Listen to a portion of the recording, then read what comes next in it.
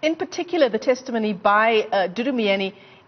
Let's perhaps begin with this outing of Mr. X. We know that this person was allowed to testify in camera before the state capture inquiry. Absolutely. For very valid reasons. So what does this mean, this outing? Well, this outing basically means it's a breach, as you mentioned earlier, of an order, a very explicit order given by Deputy Chief Justice Raymond Zondo and the Commission of Inquiry in view of the concerns raised by Mr. X that his safety and his life would be in jeopardy by basically testifying and bringing to light these very, very serious, testimony and allegations of wrongdoing during Dudu Myeni's time as chair of a water board authority. And what basically transpired there is that when she outed Mr. X numerous times, you would hear the Deputy Chief Justice Raymond Zondo trying to, interject and saying, wait, Ms. Myeni, you are going against a ruling I've made. You cannot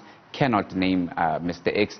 She went on ahead, and then when she finally, finished her rant, she came to and then basically then apologized to the chair and the commission, saying that it was a slip of the tongue. She did not intend to do so, and that she was not aware that she was doing that. This did not sit well with Deputy Chief Justice Raymond Zondo, and part of the reason is that he says that there are very many witnesses, and the commission in its work does offer a blanket of protection for those who do have information for, around allegations of wrongdoing to come through, and they can, testify in camera. And this would then cast aspersions and basically undermine that process, that those who do have information would fear to come forward. Absolutely. Because they will be outed. Yeah, I mean, if someone does have compelling information to present before the state capture inquiry, how safe would they feel doing so, given what unfolded yesterday? Absolutely. They would not feel safe, because that would mean that, the processes would be basically undermined. And now what this means for the proceedings is that Deputy Chief Justice Raymond Zondo was obviously very disappointed and very upset with what happened. He went into an adjournment quite quickly after that, didn't he? Went into an adjournment, yeah. and basically it was just to find out what is the next step. So now what will happen is that next week there will be a separate hearing to determine exactly what happens. So this is not the end of the story, certainly not for Dudu Myeni. Even Dudu Myeni's legal team went so far as to say this was basically a process where they know that she has wronged, and they will basically bring themselves before the commission to hear what's the way forward. But they did say that they are appealing for leniency, because they don't believe that this was done purposefully. But, despite all these excuses and these apologies, it still is something that went against a very strict order. And I mean, Kate Hofmeyer, the evidence leader there at the state capture inquiry, telling the chair that there needs to be consequences for outing this protected witness. Absolutely, that there needs to be consequences, and we will wait to hear from that special hearing of the commission next week what these consequences are. But it could be very, very serious consequences, because the Commission of Inquiry into state capture is a very serious process, and when you put a witness whose testimony is key to the investigations of the commission at risk, and in fact at risk because they are saying that they fear for their lives, that is a very serious, very, very serious, process.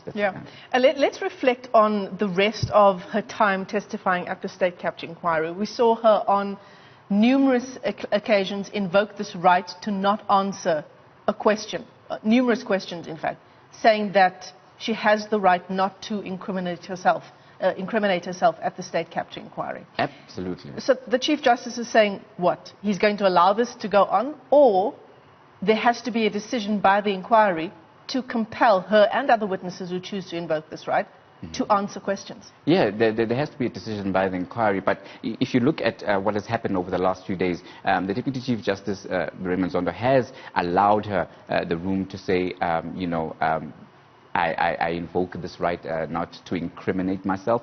But at the same time, as pointed out by the evidence leader as well, there have been contradictions in the way Ms. Myeni has carried herself before the commission, because while also invoking the right not to incriminate herself, she would then go on, some of these long tirades and basically answering the question which she refused to answer. So the Commission has pointed out on many occasions these contradictions to say you can't in one moment say you don't want to answer a question, but at the next moment you go on and you say these very, wild and far-reaching things, going on about a conspiracy and a plot against her, and those who are associated with former President Jacob Zuma, and the fact that, what is behind the plot. And the Commission is giving her an opportunity to say, put your story before us, and so that we can hear your side of the story. But then again, in the next breath, then she pulls the right not to answer the question. I feel like we've been tracking the story of the state capture inquiry for some time now, and the truth of it is it doesn't have a lot of time to wind up its work. I believe February next year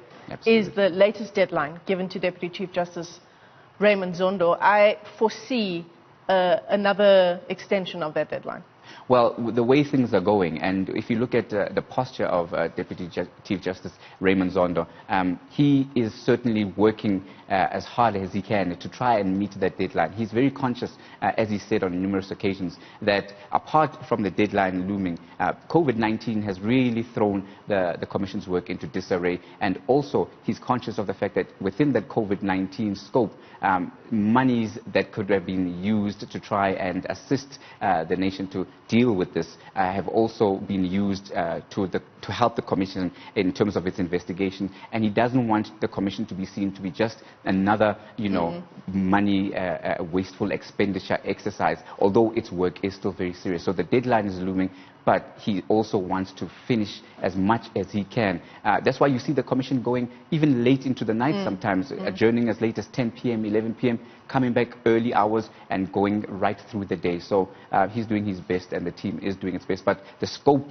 of the work is so broad because there's still a lot that hasn't been explored. Is it sitting today? Yes, absolutely. It continues today, and we'll be keeping a very close eye to see what will happen as the testimony continues. All right, thanks very much for that update. My colleague Tumaole Mohlaoli joining us there in studio. The state capture inquiry, certainly a big developing story that we continue to track here on home soil.